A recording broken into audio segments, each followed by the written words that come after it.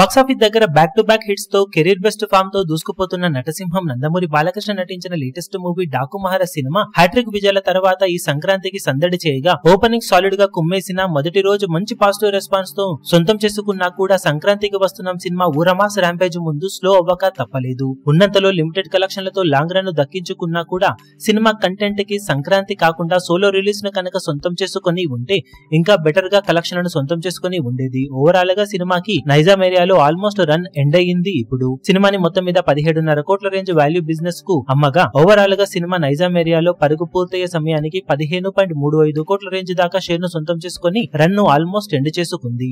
Overall గా business లో 87% వరకు రికవరీని ఇక్కడ సినిమా సొంతం చేసుకుని రన్ ను పూర్తి చేసుకుంది. ఓవరాల్ గా బిజినెస్ లో 2.15 కోట్ల రేంజ్ లో లాస్ ను సినిమా ఇక్కడ దక్కించుకుంది. హ్యాట్రిక్ విజయాల తర్వాత మరో సినిమాతో ఆడియన్స్ ను అలరించినప్పటికీ కూడా ఓవరాల్ గా బిజినెస్ ను దాటినా కూడా కొన్ని మేజర్ ఏరియాలలో మాత్రం సినిమాకు నష్టాలు తప్పలేదు. కానీ ఓవరాల్ గా బాలయ్య అల్టిమేట్ ట్రాక్ రికార్డును కంటిన్యూ చేస్తూ డాకు మహారాజ్ మూవీ కూడా మంచి రిజల్ట్ ను ఓవరాల్ గా సొంతం చేసుకుందని చెప్పవచ్చు. ఇక ఈ ఏడాది అఖండ 2 తో సందడి చేయబోతున్న బాలయ్య ఆ సినిమాతో ఏ రేంజ్ లో బాక్సాఫీస్ దగ్గర రచ్చ చేస్తాడో చూడాలి.